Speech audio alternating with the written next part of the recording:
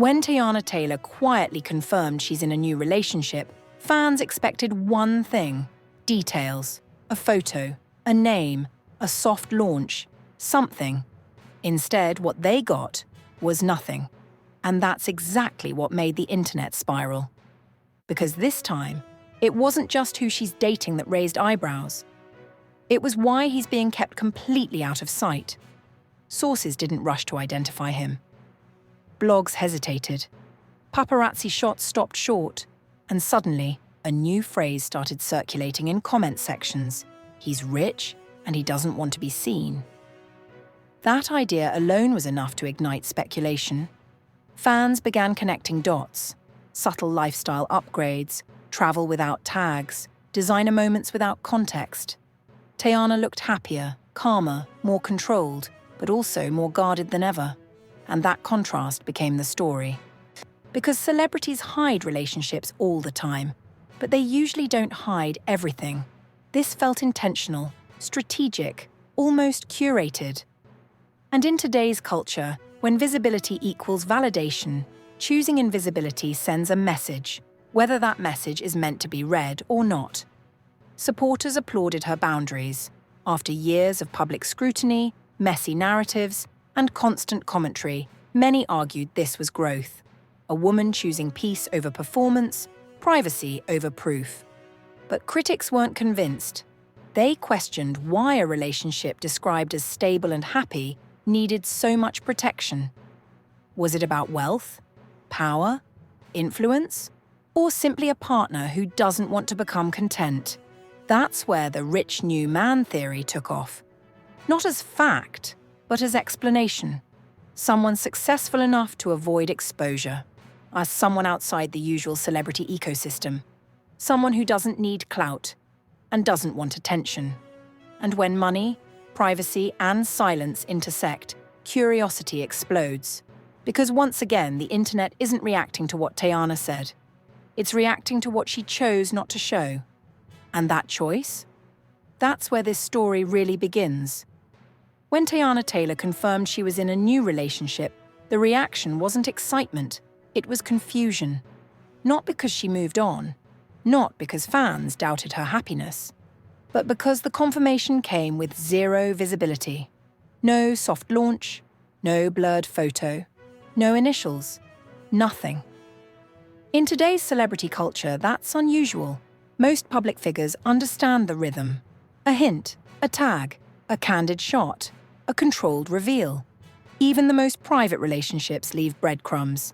This one didn't. And when a celebrity confirms love while refusing visibility, audiences don't read it as absence, they read it as intention. That's where speculation began. Not about romance, but about power. Comment sections filled with the same question, phrased 100 different ways. Who benefits from staying invisible? Theories didn't accuse, they categorized. A partner outside entertainment. Someone with money. Someone with influence. Someone who doesn't need exposure and actively avoids it. This is where the rich new man idea took hold. Not as fact, but as logic. In Hollywood, wealth changes the rules. People with money don't need public validation. They don't need brand adjacency. They don't need to be seen, and if anything, visibility is a liability. Fans began noticing subtle shifts. Travel that looked first class without captions. Appearances that felt lighter, less performative. A calmness that suggested stability, but also control. Teyana looked unbothered in a way that felt earned, not curated. Supporters framed it as growth. After years of public narratives, over-analysis, and commentary, choosing privacy felt like self-respect. A woman protecting something real from becoming content. In that reading, the hidden partner wasn't a mystery. It was a boundary. But boundaries invite questions. Critics asked why a relationship described as happy required such total separation. Why even confirm it at all if the goal was privacy? Why say just enough to spark curiosity, then offer nothing to satisfy it? Those questions weren't hostile. They were analytical. The internet is trained to decode signals. and this confirmation felt like a signal without instructions. Another layer complicated things. Contrast. Previous relationships had visibility, photos, moments, public alignment. This one had none. When patterns break, audiences assume cause, not wrongdoing, reason. That's when the conversation shifted from "who is he?" to "why does he want to be hidden?" Media outlets mirrored the tone. Coverage stayed cautious. Words like "confirmed," "reportedly," and "kept private" dominated headlines. No names, no sourcing, just acknowledgement of the gap. The gap became the story. Industry observers pointed out a common dynamic.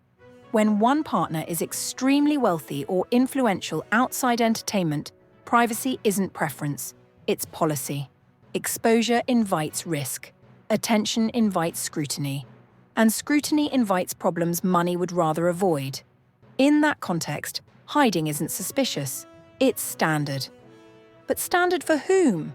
Not for celebrities. For people adjacent to power. This reframing cooled some speculation and intensified others. If the partner exists in a world where anonymity is leverage, then invisibility is a feature, not a flaw. That explanation satisfied many viewers.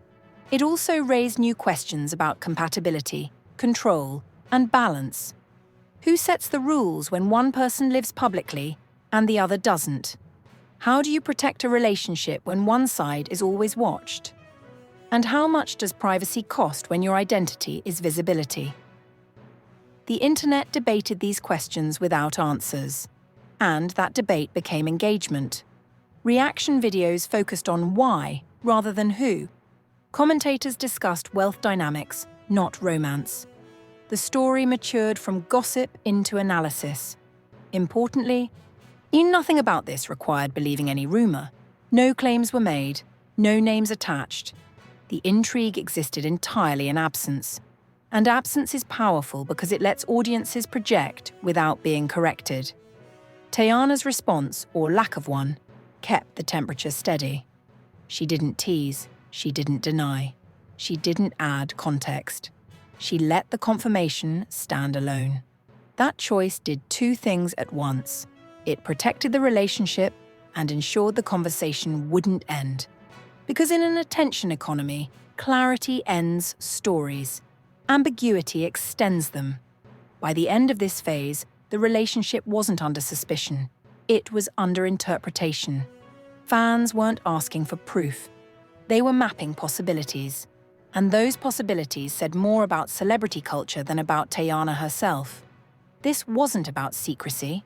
It was about selective visibility. And selective visibility is the clearest signal of power there is. Once the idea of a hidden, wealthy partner entered the conversation, the story shifted again. It stopped being about romance and became about power dynamics, specifically how money changes the rules of visibility. For Teyana Taylor, visibility has always been currency. Her career, image, and influence were built in public view. Every move analyzed, every relationship contextualized, every silence interpreted. So when she confirmed a relationship while withholding everything else, audiences didn't see secrecy. They saw strategy colliding with a different kind of power.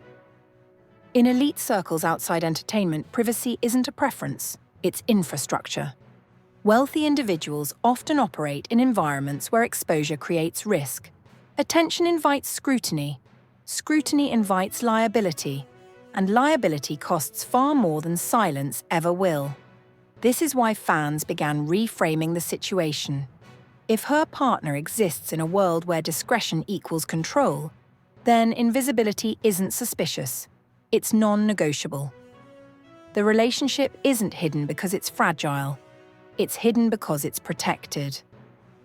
That explanation resonated because it aligns with how power actually moves. The richest people don't announce relationships. They avoid being photographed. They separate personal life from public consumption. And when they date public figures, the tension becomes obvious. One life thrives on visibility, the other avoids it completely. That tension became the heart of the discussion. Fans asked how compromise works in relationships like this. Does the public partner shrink? Does the private partner dictate terms? Or does the relationship survive precisely because the boundary is absolute? What intensified curiosity wasn't secrecy. It was consistency. There were no leaks, no accidental photos, no sources say. In a culture where nothing stays private for long, that level of control stood out. And control always attracts attention. Media coverage reflected the same careful distance. Articles avoided speculation. Headlines focused on phrasing like, kept out of the spotlight, and intentionally private. No outlet pushed further. That restraint reinforced the theory that whoever this man is, he exists outside the usual access economy. And that raised a larger question. When one partner has more power by not being visible, who really controls the narrative? Supporters of Teyana framed the situation as evolution. After years of being overexposed, choosing a partner who values privacy looked like healing. Stability without performance, love without commentary. In that reading, hiding wasn't deception, it was self-preservation. Critics viewed it differently. They questioned whether confirming the relationship at all contradicted the desire for privacy. Why speak if silence was the goal? Why offer just enough to ignite curiosity and then step back completely? That question didn't accuse. It analyzed signal behavior. In modern media culture, partial disclosure feels intentional. It acknowledges the audience without feeding it, and that balance is difficult to maintain. And another layer was aspiration. Some fans projected admiration onto the idea of a wealthy, invisible partner. Someone who doesn't need attention. Someone above the noise. That fantasy softened skepticism and replaced it with intrigue. But intrigue doesn't resolve stories. It extends them. The longer the partner remained unseen, the more symbolic he became. He stopped being a person and started representing a concept. Escape from spectacle, protection from chaos, power without performance. That symbolism mattered because it reframed Teyana's image. She wasn't just in a relationship, she was choosing a different ecosystem, one where privacy outweighs publicity, where confirmation doesn't equal access, and once audiences perceive that shift, they start watching for proof. Not photos, behavior. Does she pull back from interviews? Or does her content change tone? Does visibility reduce over time? Every move becomes evidence of alignment or tension. Importantly, none of this suggests conflict. It suggests adaptation. Public figures evolve. Their boundaries change. And when those boundaries tighten, audiences feel the difference, even if they don't understand it.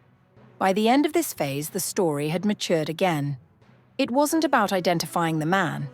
It was about understanding the cost of privacy in a public life, and who gets to set that cost. The hidden partner didn't feel suspicious anymore. He felt intentional, and intention is always more interesting than exposure. At some point, curiosity reaches a ceiling, not because questions are answered, but because people realize they won't be. That's the phase this story entered quietly, or without announcement or backlash. The phase where the audience stops chasing clues and starts recalibrating expectations. For Teyana Taylor, that recalibration mattered. The lack of visibility around her new relationship didn't escalate into leaks or confrontations. Instead, it held, day after day, week after week. And with every passing moment, the message became clearer. Access isn't coming. This is what access fatigue looks like. At first, audiences search harder. They analyze posts. They scan backgrounds. They read captions twice. But when nothing surfaces consistently, the effort begins to feel pointless. The chase loses momentum. Not because curiosity dies, but because resistance proves stronger than demand. What surprised many observers was how disciplined the invisibility remained. No accidental sightings. No insider whispers gaining traction. No blurred images turning into headlines. In a media ecosystem built to extract exposure, that level of control felt almost unnatural. And that's when interpretation shifted again. Instead of asking who is he, viewers began asking how is this being maintained? The answer most arrived at wasn't secrecy, it was alignment. Both parties wanted the same thing: separation from spectacle. That alignment explained the durability of the boundary better than any rumor could. Supporters praised the consistency. They argued that this was what real privacy looks like: no teasing, no soft launches, no breadcrumbs, just absence. In their view, the internet's discomfort revealed how entitled access culture has become. Critics adjusted too. Instead of pressing for answers, many accepted the stalemate. Not because they were satisfied, but because the rules were clear. And once rules are clear, speculation loses urgency. This is the moment where invisibility becomes normalized. The relationship stops being a mystery and starts being a known unknown.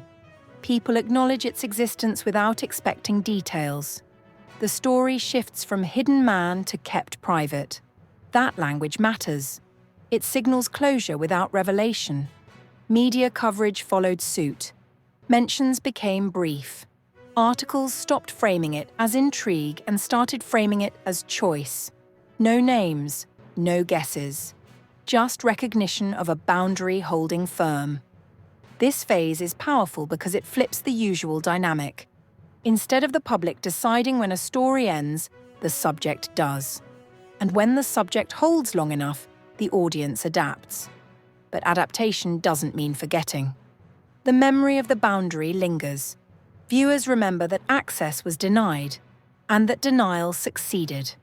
That memory reshapes expectations for future stories. It teaches audiences that not everything is for consumption, that some relationships exist outside the content economy entirely. This lesson is uncomfortable for platforms built on visibility. It challenges the assumption that confirmation equals entitlement, and it introduces a new model of celebrity engagement, one where presence doesn't require disclosure. For Teyana, this reinforced a larger image shift. She wasn't withdrawing from public life. She was redefining participation, sharing work, sharing moments, but not sharing intimacy. That separation felt deliberate, not defensive. And once that perception settled, the story lost its volatility. There was nothing left to argue about. No side to take, just a boundary to observe. The irony is that this kind of privacy often generates more respect than exposure ever could. When invisibility persists, it signals strength. It tells audiences that attention is optional, not required. By the end of Part 3, the central question had dissolved. Not answered. Released. The internet didn't get the reveal it expected, and instead of revolting, it adjusted. That adjustment is rare. Most stories end because something replaces them. This one ended because resistance outlasted curiosity. And that outcome taught a quiet lesson about power in modern celebrity culture. Power isn't always loud. Sometimes it's the ability to say no and mean it long enough for everyone else to stop asking. By the time public curiosity finally slowed, the story had already done its work. It was not by revealing anything but by redefining expectations. What began as speculation about a hidden relationship quietly transformed into a lesson about power, boundaries, and how much access celebrities actually owe. For Teyana Taylor, this moment marked a clear shift. Not in her career, not in her visibility, but in control. She proved something rare in modern celebrity culture, that it's still possible to confirm a truth without surrendering it to public consumption. That distinction matters. Most celebrities either overshare or completely deny. Teyana chose a third path, acknowledgement without access. And by holding that line consistently, she changed how the conversation ended. Not with answers, but with acceptance. Acceptance that some things will remain unseen. Acceptance that curiosity doesn't guarantee entitlement. Acceptance that privacy, when enforced long enough, becomes respected. This wasn't about hiding a person. It was about protecting a space. The long-term impact of that choice goes beyond one relationship. It reshapes how audiences interpret celebrity silence. Instead of assuming secrecy equals suspicion, more viewers began recognizing silence as intentional design, a boundary rather than a red flag. That's a meaningful shift. In a culture trained to decode every pause, choosing not to feed speculation can feel risky. But this case showed the opposite. When boundaries are consistent and calm, they reduce chaos instead of inviting it. For fans, the lesson was uncomfortable but necessary. Not every confirmation comes with proof. Not every relationship becomes content. And not every story exists to be finished publicly. That realization doesn't kill curiosity, but it matures it. Media behavior reflected that maturity. Coverage softened, language changed. The story stopped being framed as mystery and started being framed as choice. That reframing matters because it sets precedent. Future celebrities will point to moments like this when deciding how much to share. They'll see that invisibility doesn't always backfire, that refusing access doesn't guarantee backlash, that patience can outlast demand, and audiences will remember this too. They'll remember that the internet asked and didn't receive. They'll remember that speculation didn't force exposure. They'll remember that boundaries held. That memory subtly alters the power balance. It reminds everyone watching that attention is powerful, but not absolute, that public figures still have agency, and that sometimes the most confident move is saying nothing more. This story didn't end with a reveal because it was never about the man. It was about who controls the narrative.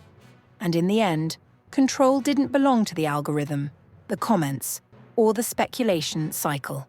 It belonged to the person who refused to turn her life into content. That's the real takeaway. Not mystery, not wealth, not secrecy, but the quiet reminder that privacy, when chosen deliberately, is still one of the strongest forms of power left. You've seen how this story unfolded, not through leaks or reveals, but through discipline and silence.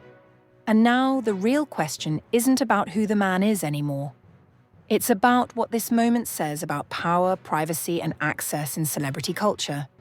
So let's talk. Do you think Teyana Taylor did the right thing by confirming the relationship without showing anything else? Or in today's internet-driven world, does confirmation automatically invite curiosity that can't be ignored? Drop your thoughts in the comments. Not rumors, not guesses, real perspective. Have you noticed more celebrities pulling back lately? Or do you think audiences are finally learning to respect boundaries? If this breakdown helped you see how visibility isn't the same as honesty, hit like, so more people catch the context, not just the headline. Subscribe for documentary-style videos that slow things down and look at the system behind the stories, not just the drama. And don't forget to share this with someone who still thinks every relationship owes a reveal.